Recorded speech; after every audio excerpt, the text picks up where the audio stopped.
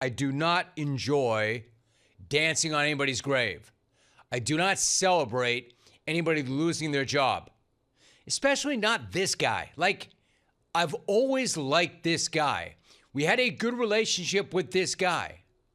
However, I also cannot deny that what happened today was absolutely inevitable. Inevitable. Almost nothing has ever been more inevitable. Inevitable. So once again, say it with me now. If you're getting ready for work right now, then you're probably not Nico Harrison. If you're getting ready for work right now, then you're probably not Nico Harrison. Getting ready for work right now, then you're probably not Nico Harrison. Ready for work right now, then you're probably not Nico Harrison. Only 9 months. 9 months, Alex. 9 months after one of the most shocking, bizarre, and inexplicable trades in the history of sports, really in the history of humans. Nico Harrison is out as Dallas Mavericks GM. Only 11 games into a brand new season. And it's pretty obvious at this point that absolutely nothing was going to save this dude after he pulled the trigger on sending away an all-time great in the middle of his prime, a future Hall of Famer, one of the top 5 players in the world, who had a month earlier, or a few months earlier, led his team to the NBA Finals, and who absolutely loved it there, never wanted to leave, and expected to play his entire career in Dallas. And Nico traded him. And why? Why? Because he was fat? And what did Nico get in return? Not nearly enough.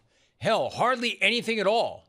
So no, after all that, nothing would or could save Nico. You know how we know that absolutely nothing was going to save this dude?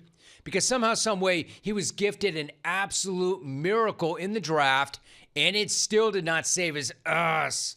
This dude hit a 1.8% odds lottery ticket in landing the number 1 pick and Cooper flag, and still lasted just 11 more games after that. That's how you know how cooked this guy was. And deservedly so. The dude was so fired that the basketball gods threw him a lifeline, and it still didn't matter. The one thing Nico could not afford or survive was a slow start with another AD injury, which is exactly what he got. I guess that's what you deserve for just expecting street clothes to suddenly stop being street clothes. Call him after the street clothes Davis. Like that guy was going to be anything other than who and what he's always been. Like, I never understood the trade. I never tried to justify the trade. And I usually try to at least see both sides of anything, everything, but not with this one. This one never made sense.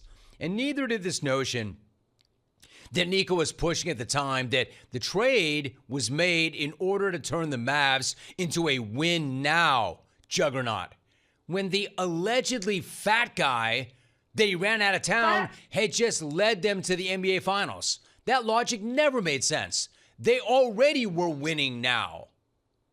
Well, none of it ever made sense, but especially that part of it, that moving a Hall of Famer in his prime was going to make you better now and in the near future because, quote, defense wins championships.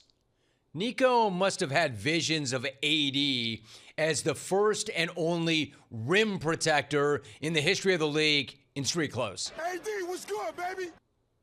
Here's the thing. If you trade away a franchise icon and a future Hall of Famer in the middle of his prime, when he never wanted to leave, and you claim that it's a win-now move, then you sure as hell better win now. You better win like crazy. Right the bleep now. Not start 3-8 and 2-5 at home in the most miserable and hostile and toxic home arena in the world. In fact, the Mavs, in their win-now mode, are now 16-28 overall since that alleged win-now trade. And things got so toxic in their own building that the players actually reportedly preferred playing on the road than at home. Check this out from Hoops Journo Jake Fisher, at Jake L. Fisher. Quote, my biggest takeaway from being in the Mavericks locker room and around team personnel on Saturday in D.C. was Dallas folks saying it was more difficult to get through home games and the deafening "Fire Nico" chants than to play on the road. Wild. When was the last time you heard a team say they prefer to play on the road than at home because it's way more hostile in their home building than anywhere else on the road? When was the last time you heard that? Ever? Ever? Man, send us to Philly. Send us to MSG. Send us anywhere. Just get us the hell out of our own arena.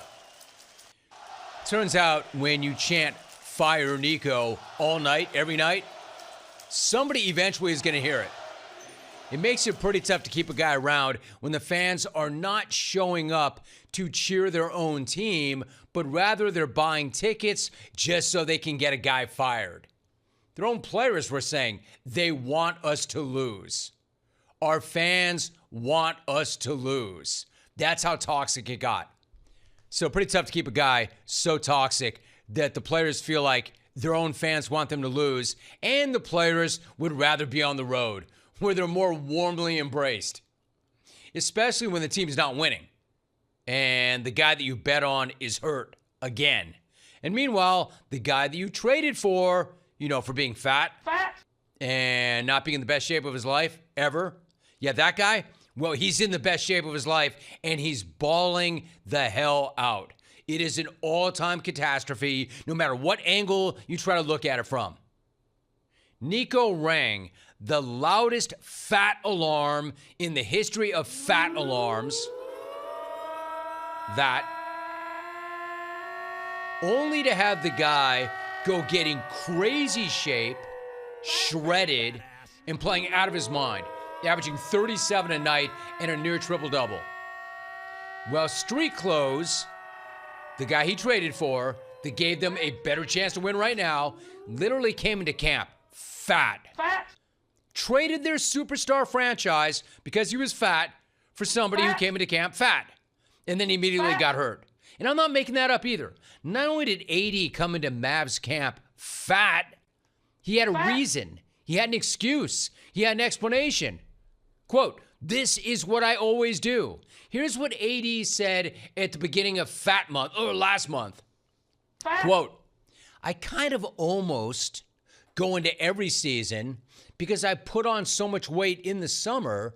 Then by the time November comes, I'm usually like 255, 258. I never want to come in at my playing weight because then I lose weight during the season and then I'm too small." Look at the pic, if you're watching on the stream, and look how fat he is. Fat! But you traded your all-timer because he was too fat. The guy said it point blank. "This is what I always do because I put on so much weight in the summer and then I lose weight during the season, so I never want to come in at my playing weight." Freeze it.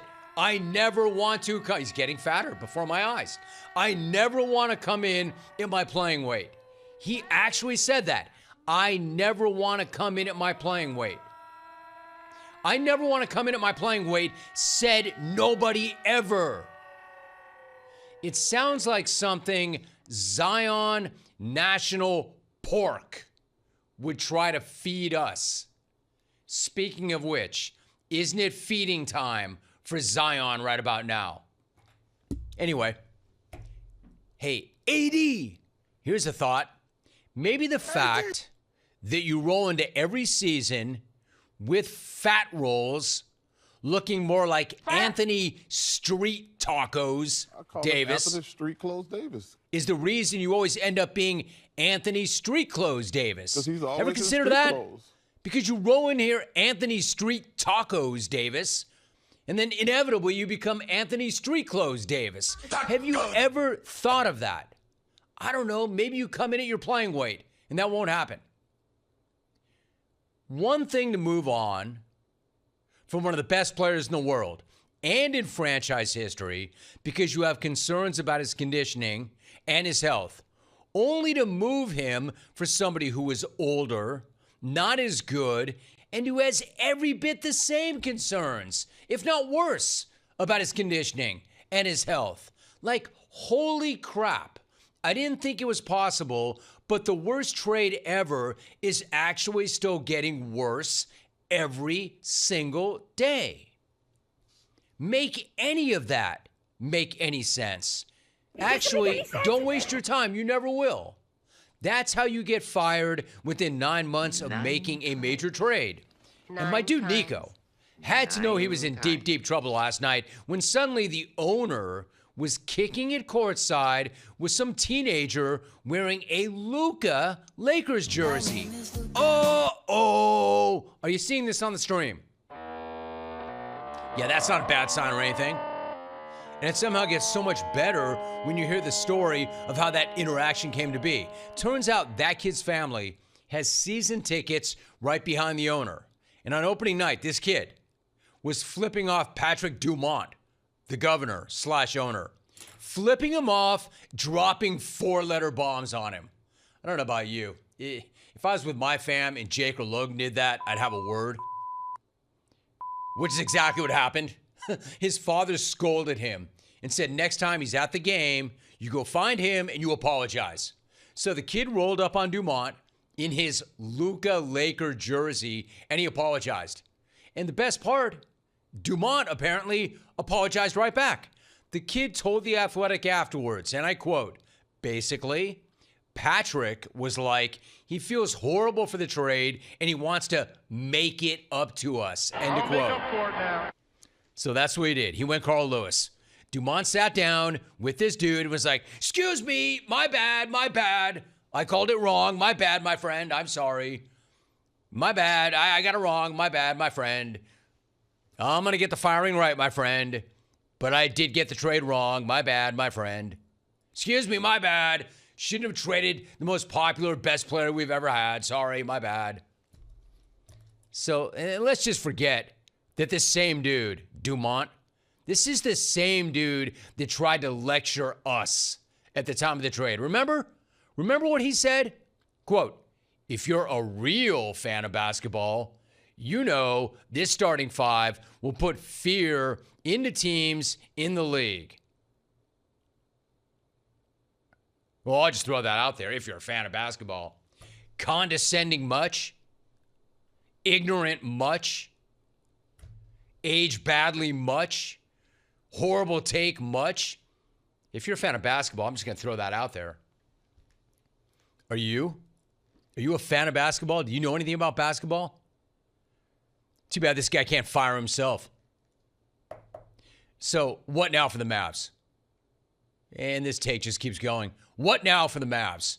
Well, for one, their interim co-GMs are none other than Michael Finley and Matt Riccardi. And nobody in Dallas seems all that happy with that either because we all know Michael Finley and Nico were tight.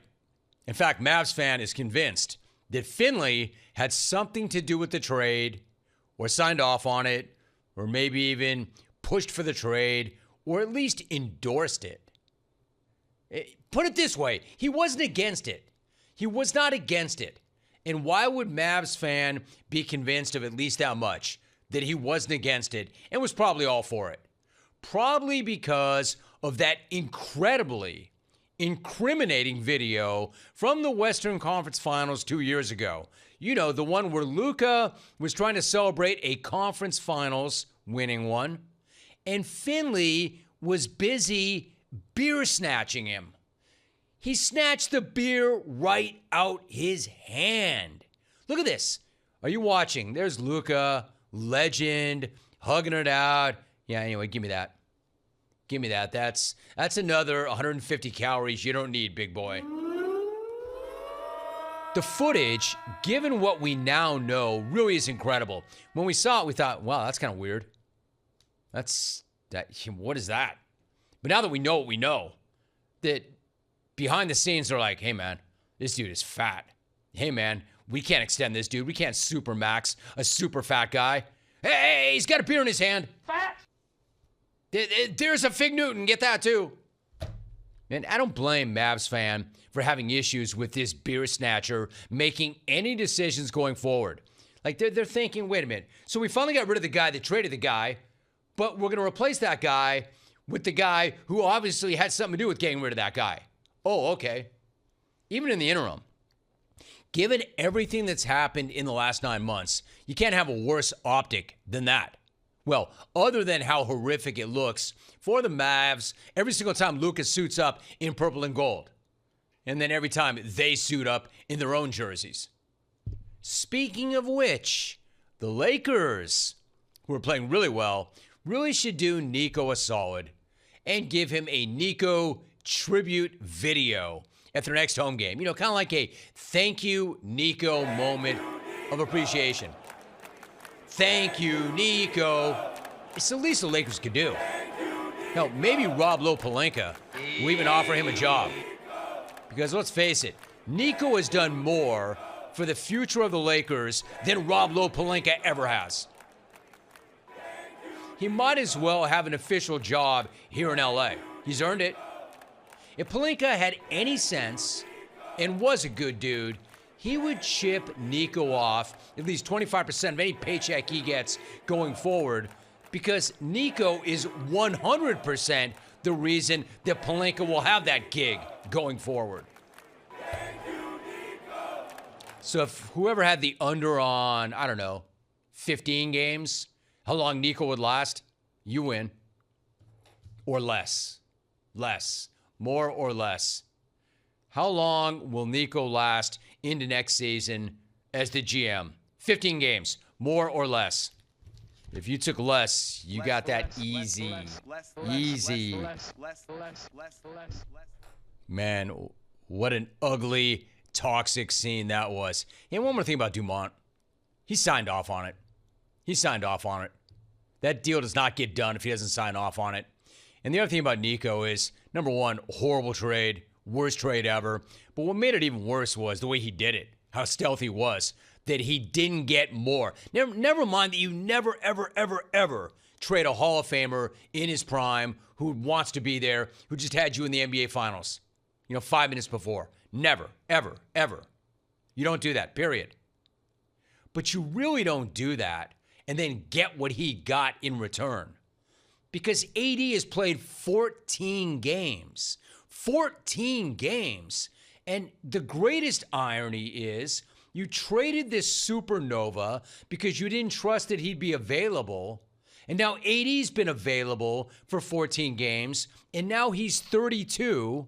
And remember, they made the deal because they wanted to win now. And they had an open window, according to Nico, for the next 3 or 4 years. And now they have to consider trading AD. So what do you have to show for this? A shredded Luka in his prime, tearing it up, and the guy that you traded him for is busted up, 32, not available, and maybe you have to trade him? And the hell kind of market is there for that guy now? What a disaster. And I say this about a guy that I still like. I mean, you can go back on the Jim Rome podcast and hear Nico. Probably more than once. Definitely more than once. But definitely never again, I would imagine. I don't know. I'm not saying no, but I can't imagine why he'd want to do it again. Man. Hey, Nico, my guy. I hope, you know what I hope, Nico? I hope you and I are on the reinvention project with Jim Rome. That's what I hope. That's what I hope, my dude. I'm pulling for you.